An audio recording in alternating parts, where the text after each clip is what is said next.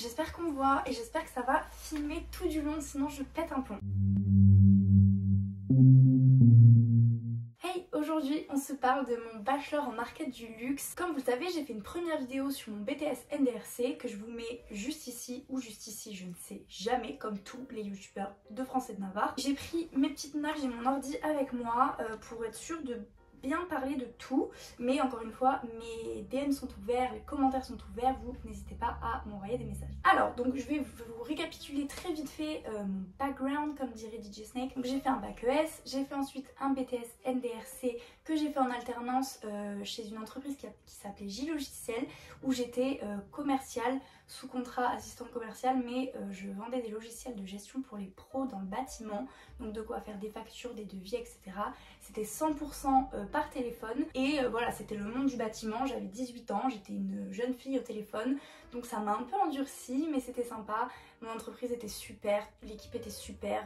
C'est une expérience qui m'a beaucoup appris, c'était ma première vraie expérience pro au-delà des boulots que j'avais fait avant, du cabaret, etc. qui n'ont rien à voir avec ça. J'ai beaucoup appris du monde du travail, de l'administration. Généralement la première alternance c'est celle qui te met dans le bain. Et donc je suis sortie en bac+2 et moi j'ai toujours voulu du coup me spécialiser dans la mode et surtout dans le luxe. Et en fait le problème c'est que j'habitais à Toulouse, j'habite toujours à Toulouse. Et là-bas, à Toulouse, on n'a pas déjà un grand parc d'entreprises dans le luxe. On a Louis Vuitton, le Hermès a fermé et on a quelques boutiques indépendantes revendeuses de marques de luxe, mais vraiment pas beaucoup. Et sur les formations, rien du tout. Aucune formation à Toulouse qui propose du market de luxe. La seule école qui fait ça, c'est TBS et le cursus, la formation luxe, elle est à Barcelone. Donc dans tous les cas, il fallait que je bouge. Mais faire un BTS NDRC, c'était un souhait pour moi de pas me spécialiser tout de suite. Déjà parce que c'est impossible de spécialiser tout de suite dans le luxe et en tout cas la mode de luxe, le market de luxe dès la première année post-bac. Dans tous les cas, tu es obligé de faire 2 ans d'un cursus général, même si tu commences par direct un bachelor en market du luxe dès la première année, tu as quand même 2 ans de cursus très vaste, très général. Donc je regrette pas du tout mon BTS NDRC, au contraire je suis très contente d'avoir fait ça. Il a été temps pour moi de me déplacer pour poursuivre mes rêves les plus fous et donc de partir à Bordeaux à l'INSEC pour faire leur fameux bachelor en marketing du luxe, spécialisation mode et tourisme. Ça avait quand même ce truc d'être pas loin de la maison sans pour autant partir à Paris quoi. Et c'est surtout parce que j'avais signé un contrat en alternance du coup chez Département Féminin où j'ai fait mon alternance pendant toute mon année de bachelor à Bordeaux. Donc j'avais besoin de rester à Toulouse aussi, ce qui était impossible avec le rythme d'alternance dont je vais vous parler plus tard. C'était impossible pour moi de partir plus loin que Bordeaux en fait, hein, honnêtement. Je vais regarder si ça filme parce que vous savez que je suis une angoissée de ça. Donc comme je vous le disais, ce n'était qu'un an du coup de bachelor parce que je l'ai intégré directement en 3e année, ce qu'il est possible de faire quand on a fait d'abord un BTS dans la même branche, mais je pense même qu'il maintenant il y a des passerelles beaucoup plus larges. Il faut savoir que c'est comme ça que ça marche de toute façon dans les bachelors. Il y a quand même peu de gens qui font le cursus des 3 ans directement d'un coup. Souvent il y a de la réorientation ou des gens qui, voilà, comme moi, ont décidé de expressément faire quelque chose avant et ensuite d'intégrer le bachelor luxe, etc. Du coup je vais vous parler un petit peu des cours qu'on avait en bachelor market du luxe à l'INSEC en tout cas. Alors comme c'est une école privée, en tout cas ce bachelor là c'est un titre RNCP, donc c'est pas comment vous dire ça, c'est pas comme le bac en fait. Enfin toutes les écoles font un peu ce qu'elles veulent sur comment ils font leurs cours, etc. Je pense que quand même il y a une certaine guideline, mais en tout cas c'est les écoles qui font valider en fait leur programme après à l'État, en tout cas au ministère de l'Éducation, je sais pas où, et qui ensuite leur donne, le ministère ou je sais pas quoi, leur donne l'équivalent en titre RNCP de ce qu'ils apprennent aux élèves. Je crois que c'est comme ça que ça marche. Si quelqu'un s'y connaît plus que moi, n'hésitez pas à me le dire en commentaire, je n'ai pas la science infuse. En tout cas, je sais que les écoles privées doivent faire valider leur programme s'ils veulent qu'il soit reconnu par l'État. Petit détail, un titre RNCP c'est quoi? C'est donc une équivalence qui met sur le même pied d'égalité plusieurs formations, etc. et qui donne un titre à titre informatif, ce que cette personne, avec ce titre-là, en fonction du niveau, ce que cette personne est capable de faire, quel poste il peut pourvoir, à quoi ça s'applique, etc. Du coup, premier cours qui était mon cours préféré et qui était avec notre professeur référent, c'était un cours que j'adorais qui s'appelait Histoire belle maison de luxe avec Sébastien Mounier qui nous a fait plusieurs cours tout au long de l'année. J'adorais cet homme, j'adore toujours cet homme d'ailleurs. Et donc dans Histoire belle maison de luxe, c'était l'histoire de ces belles maisons de luxe. Donc en fait vraiment c'était hyper intéressant, c'était aussi l'histoire du luxe, on a commencé par ça, beaucoup de culture du luxe, de telle et telle pièce iconique, telle maison, pourquoi ils sont connus, qu'est-ce qui a fait que machin. Et c'est les petites anecdotes ensuite que tu peux ressortir à ta clientèle, que tu peux ressortir dans des dîners, etc. C'était vraiment de la culture générale du luxe et c'était très intéressant.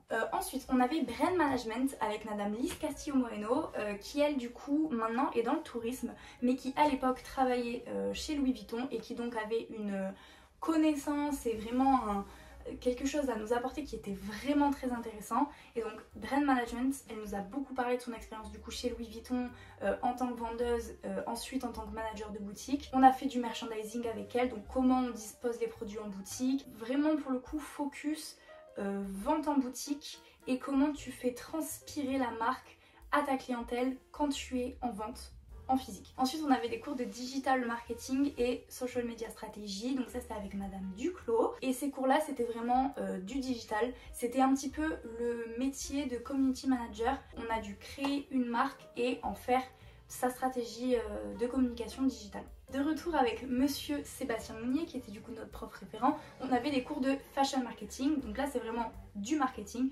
appliqué très spécialement à la mode. En plus récemment au moment où j'étais en cours, Dior venait de signer avec le PSG pour leur faire les costumes, etc.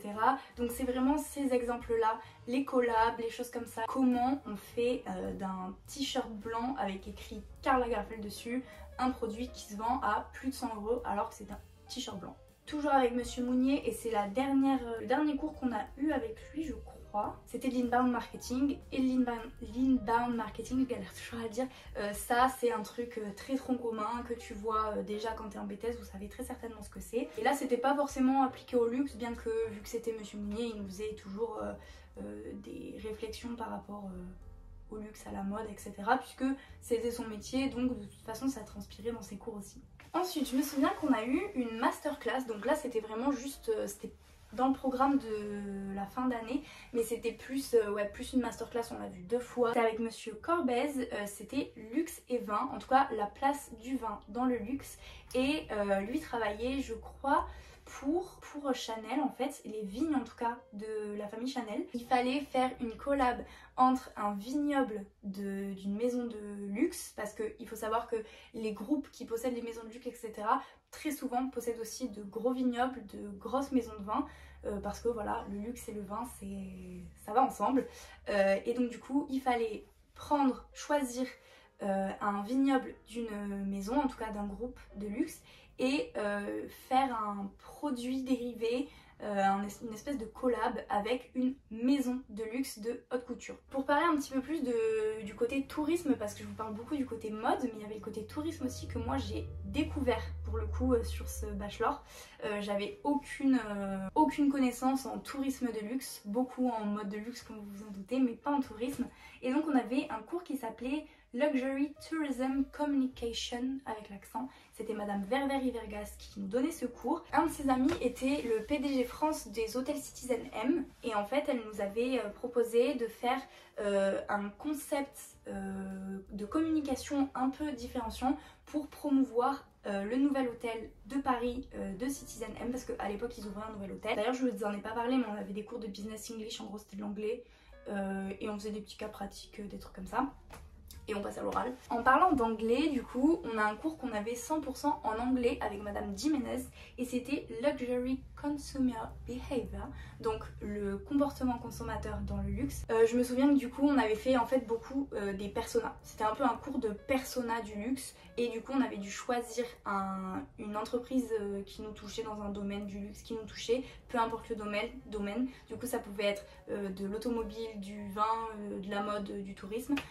Et du coup moi j'avais choisi Jimmy Choo et j'avais fait un peu les personas de Jimmy Choo, etc. Un autre cours que j'avais beaucoup aimé parce que très dans l'histoire et du coup très intéressant pour ma culture après perso, c'était le cours de Luxury Retail Strategy.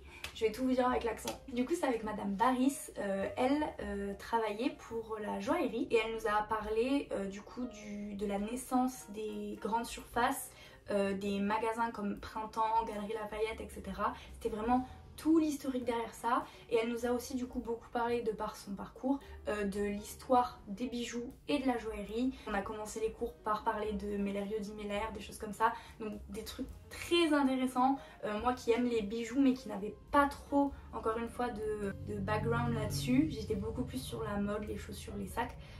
C'était très intéressant d'avoir des histoires et des anecdotes sur des maisons de joaillerie, mais du coup en vrai c'était quand même un cours de stratégie de retail, un cours qu'on avait étonnamment en français mais qui aurait pu être en anglais. C'était le cours de négociation à l'international avec Monsieur Ruher, qui lui pareil, carrière de fou, et lui pour le coup a travaillé quasiment toute sa vie dans le vin pour la famille Rothschild, et qui a eu quand même aussi une expérience dans la cosmétique, les packaging cosmétiques, des anecdotes de fou. Il nous a beaucoup parlé de la négociation quand tu vas mettre ton produit en magasin, les négociations qui se font pour les supermarchés, les choses comme ça, et du coup pour les maisons de vin. En fait on s'est entraîné, on a fait des sketchs de négociation et on a eu des euros sur ça. C'était purement et simplement des sketchs de négo pour implanter des produits dans les linéaires, les choses comme ça. Là aussi sur la deuxième partie de l'année, on a eu avec Madame Lambert un cours qui s'appelait Stratégie des entreprises. Sur Stratégie des entreprises, on a beaucoup plus parlé de la satisfaction client. Et c'était beaucoup plus orienté tourisme parce qu'elle était elle-même dans le tourisme. Comment on arrive à avoir des mails pour ensuite recontacter les clients, etc. Donc en faisant, je sais pas moi, des blogs, des trucs comme ça. Donc ça voilà, c'était pas ma matière préf, mais c'était bien d'avoir des petites touches de tourisme comme ça parce que ça m'intéressait, parce que je m'y connaissais pas du tout. Ensuite, un cours qu'on a eu en tout début d'année, c'était stratégie et marketing digital, le référencement web, SEO, SEA, le référencement sur les réseaux sociaux, les blogs. Elle du coup avait son blog, recevait beaucoup de PR packaging, vous voyez ce que reçoivent les influenceuses là, des produits, des choses comme ça. Ben en fait les journalistes reçoivent la même chose, c'est du RP. Elle m'a même invitée au resto, j'ai mangé à l'Intercontinental de Bordeaux avec elle parce que j'étais sympa. Parce que l'Intercontinental du coup l'avait appelée elle pour venir tester le repas, les vins, le spa et une ou deux nuits dans l'hôtel, et de ça elle devait en échange faire un article. C'est comme ça que ça marche, c'est de la relation publique, c'est de la relation presse. Elle m'avait invitée avec elle un des soirs à dîner à l'Intercontinental et j'avais bu un vin excellent et c'était très bon, et je m'étais mis une pression de dingue pour avoir l'air riche, et en fait quand je suis arrivée elle était quasi en pyjama, du coup c'était hilarant, et j'ai passé une super soirée, et j'avais même posé pour une des boîtes pour laquelle elle travaillait qui s'appelle Parfumons-nous, j'avais posé avec un parfum pour l'Instagram, enfin bref voilà. Folle histoire, il s'en passe des choses à Bordeaux. Et pour finir, la dernière matière qu'on avait c'était Design Innovation, et c'était avec Monsieur Sand qui nous a du coup fait faire de la créa. On a utilisé la suite Adobe et ça a été ce qui m'a donné le goût de faire ce que je fais aujourd'hui, c'est-à-dire le master market comme digital. J'avais envie sur cette année de partir sur un truc beaucoup plus créa où j'allais pouvoir utiliser les outils, faire de l'identité visuelle, développer des campagnes digitales, etc. et être capable d'utiliser les outils, et c'est grâce à lui, c'est grâce à son cours. J'ai vraiment aimé ce qu'on a fait, et aussi parce que ils avaient fait un cours mix avec Monsieur Mounier qui était du coup notre prof fashion marketing et tout ça, et c'était un gros projet global de toute l'année. Il avait fallu créer notre marque et vraiment développer toute la stratégie marketing, un peu la stratégie de communication, et surtout faire tout un brand book de l'identité visuelle. Du coup moi je l'avais fait toute seule encore une fois et j'avais adoré, vraiment j'avais adoré. Au moment de présenter ça j'avais tout donné et j'étais très fière de moi, et vraiment ça m'a vraiment donné le goût de l'entrepreneuriat que je sais que j'ai, mais là vraiment ça m'a donné envie de partir un peu en créa, donc c'est pour ça qu'aujourd'hui je fais un master market com digital. Voilà pour les cours, je vais vous parler un petit peu plus de l'école, du rythme, etc. Mais avant ça, on boit un coup parce qu'on a soif. Alors le rythme est très différent sur les bachelors et les écoles privées parce que chacun décide du rythme qu'ils veulent appliquer. À l'INSEC en tout cas pour ce bachelor, à l'époque où j'y étais, parce que ça a peut-être changé, c'était 3 jours à l'école, 2 jours en entreprise, donc je faisais lundi, mardi, mercredi à Bordeaux et jeudi, vendredi à Toulouse. Je vous laisse imaginer l'angoisse que c'était. Donc en fait on partait le dimanche soir et on rentrait le mercredi après les cours directement. J'y allais avec Clara, ma copine que j'ai rencontrée en BTS NDRC justement, qui elle faisait un autre bachelor marketing événementiel, je crois, marketcom événementiel, qui était en fait sensiblement la même chose que moi mais sur l'événementiel. Si vous voulez voir un petit peu de nos aventures, j'avais fait 2 vidéos vlog sur une semaine que j'avais posté du coup en 2 fois et que je vous mets pareil dans le petit i, donc n'hésitez pas à aller les voir. C'est l'époque où j'avais un carré court et une camionnette vient de se garer devant chez moi histoire de me bloquer vraiment un maximum de lumière naturelle. C'est un bachelor, donc vous avez la possibilité de le commencer dès post-bac, mais vous avez forcément 2 ans de tronc commun en fait. Donc c'est aussi pour ça que vous pouvez très bien partir sur un BTS MCO, NDRC, CI, des DUT, des choses comme ça, pas de souci. Si vous êtes déjà en, je sais pas, en DUT Tech de Co, dans ma classe il y en avait plein qui sortaient de DUT Tech de Co. Et c'est la même chose que de toute façon un BTS NDRC. Donc pas de problème, si vous n'êtes pas déjà dans le luxe, vous pouvez tout bonnement vous orienter dans le luxe pour un bachelor. Il n'y a pas de souci. De toute façon, comme je vous ai dit, les SP se font quasiment tout le temps en 3e année. Hein. Même quand vous allez à la fac, les SP de métier se font en 3e année. Et du coup, puisque c'était une alternance, pas de secret que c'était mon entreprise qui payait mon école. C'est aussi la raison pour laquelle j'ai pu intégrer l'INSEC, parce que l'INSEC c'est... Who's calling me? Je filme une vidéo. Eh ben, pas de souci. Du coup, je sais plus de quoi j'étais en train de parler. Oui, donc pas de secret que puisque j'étais en alternance, c'était mon entreprise qui payait mon école et que c'est la raison pour laquelle j'ai pu faire l'INSEC, qui est une école qui est pas donnée non plus. C'est pas la meilleure école, mais c'est une bonne école. Voilà, c'est une bonne école dans les classements. En tout cas, à Bordeaux, c'est une école qui est très connue. De toute façon, à Bordeaux, vous avez l'INSEC ou Kedge. Voilà. Soit ils sont dans l'un, soit ils sont dans l'autre, soit ils sont à Talence à la fac. Voilà, vous avez 3 choix.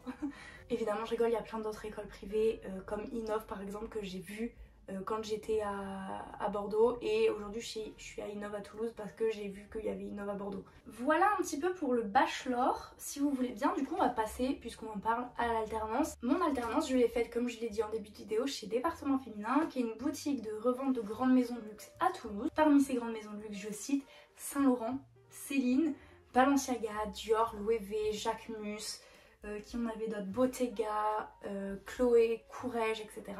Mais aussi sur du prêt-à-porter haut de gamme, pas forcément considéré maison haute couture, Nili Lotan, Acne Studio, Totem, Alexandra Golovanov, qu'est-ce qu'on avait aussi, Le Maire, Officine Générale. Voilà, donc pour ceux qui s'y connaissent un petit peu en prêt-à-porter, on avait aussi ces maisons-là. C'est du prêt-à-porter, des chaussures, des sacs, donc de la maroquinerie, des bijoux, des accessoires, des bijoux fantasy évidemment, pas de la joaillerie. Donc qu'est-ce que j'ai fait là-bas? Parce que vous me diriez, pour un bachelor en market du luxe, être en boutique pure et dure, c'est pas forcément logique. Parce que qui dit poste en market dit souvent poste au siège. Alors faut savoir quelque chose, c'est qu'on était très peu à être dans un siège d'une maison de luxe ou d'un groupe. On était quasiment tous en boutique, et même quasiment, enfin, et je crois qu'on était sur toute la classe, on était 3 à être dans le luxe, la mode de luxe. Il y en a une qui était chez Mercure par exemple, parce qu'elle était vraiment là pour le côté tourisme, donc elle travaillait dans un des Mercure Hôtels. J'avais aussi une copine qui était chez Chanel là au siège, donc on venait vraiment d'endroits très différents, mais on était très peu à être dans le luxe. Je crois qu'on était 2 du coup, Margot chez Chanel et moi chez DF. Qu'est-ce que j'ai fait là-bas du coup? Je suis rentrée pour être runneuse, donc la runneuse c'est celle qui accompagne la vendeuse pour aller chercher les pièces dans le stock, etc. Mais du coup j'ai commencé par de l'accueil, donc vu que c'est une boutique qui est fermée de l'extérieur, il faut sonner pour rentrer, donc il faut faire un accueil client évidemment. Puis c'est une boutique de luxe, donc il faut faire un accueil client, point. Ensuite j'ai fait des petites ventes, des petits trucs, notamment parce que quand je suis arrivée c'était l'été, donc il y avait les soldes d'été, il y avait la braderie de Toulouse à la rentrée, plein de choses comme ça. Donc du coup il fallait des petites ventes par-ci par-là pour alléger les grosses ventes des grosses vendeuses. Mais pour des raisons différentes, ça l'a pas forcément fait quand j'étais en boutique. J'étais énormément stressée, beaucoup de pression, j'ai eu du mal à gérer, et pour plein d'autres raisons qui ne sont pas forcément de ma faute non plus, j'ai dû passer en logistique. C'est pas que j'ai dû passer, c'est que j'ai proposé de passer en logistique parce que je savais que en bas avec le logisticien du coup, il manquait quelqu'un pour l'aider. J'avais entendu cette opportunité, moi je voulais pas partir. clairement. En logistique, qu'est-ce que j'ai fait? Je faisais la prépa colis, du coup les envois des ventes du site tous les matins. J'allais chercher dans la boutique les trucs, je préparais les colis, je les envoyais, donc j'ai passé beaucoup de temps à la poste. Je sais faire des cartons comme personne, ça c'est un fait. Mais également du coup la réception des pièces, les achats qui étaient faits auprès des maisons, et ben du coup il y a bien un moment donné où ça arrive en boutique et où il faut que ce soit prêt pour aller dans les rayons. Enfin dans les rayons, dans le display qu'on appelle. En gros le travail de logisticien, logisticienne, tout ça, c'est vraiment un énorme travail dans le noir, dans l'ombre, pour que tout soit absolument sublime en boutique. Alors il y a un très gros travail de display justement qui est fait par l'équipe de boutique. Comme vous pouvez le voir, j'ai un immense café et pas pour rien parce que ça a coupé comme d'habitude. Pour que les produits soient prêts, il faut quand même que nous on les reçoive, et c'est surtout au-delà du fait de les préparer, donc c'est-à-dire de mettre un antivol, de mettre le prix dessus, etc. C'est un immense travail de gestion de stock et ça par contre c'est monumental. Vraiment c'est un très gros travail, c'est le plus long. Et du coup j'ai beaucoup appris sur la gestion des coulisses d'une boutique, d'autant plus une boutique multimarque, donc avec plusieurs fournisseurs différents, donc plusieurs façons différentes de travailler, être capable en interne de tout mettre au même niveau et de faire les choses au plus vite, au mieux. Et évidemment il y avait aussi tout le rangement de stock, parce que vous pensez bien que quand on a un multimarque comme ça, oh là, la voiture elle a freiné tellement sec devant moi là. Il faut ranger tout ce stock vu que c'est des collections qui viennent et qui partent et qui machin, et tout ne se vend pas dans la seconde, donc forcément il y a des collections qui sont là depuis 2018, de 2 pulls qui restent, et ben tout ça il faut être capable de le ranger, de le faire cohésionner tous ensemble, de le faire tourner, de faire monter les pièces d'été en boutique quand c'est l'été, de redescendre les pièces d'hiver, etc. Quand c'est les soldes, faut pouvoir être hyper flexible sur le stock et donc le ranger correctement. Donc ça aussi c'était une grosse partie du travail. Donc en fait je suis pas mécontente avec du recul de la place que j'avais là-bas, même si j'étais pas en vente ou que j'étais pas au marketing. D'ailleurs j'ai eu des expériences aussi pour le côté site web, parce que je remplaçais du coup une de mes collaboratrices quand elle n'était pas là, une autre alternante aussi, parce qu'elle aussi allait à l'école, et à ce moment-là du coup je faisais la mise en ligne des produits sur le site. Ça c'était sympa parce que du coup je touchais à des choses que je faisais en cours et que je connaissais, que je savais faire. PrestaShop c'est quelque chose que j'avais déjà travaillé en BTS notamment, donc pour le coup j'étais assez à l'aise sur ça, puis ça me changeait un petit peu aussi d'être en bas, là j'étais au premier, enfin voilà.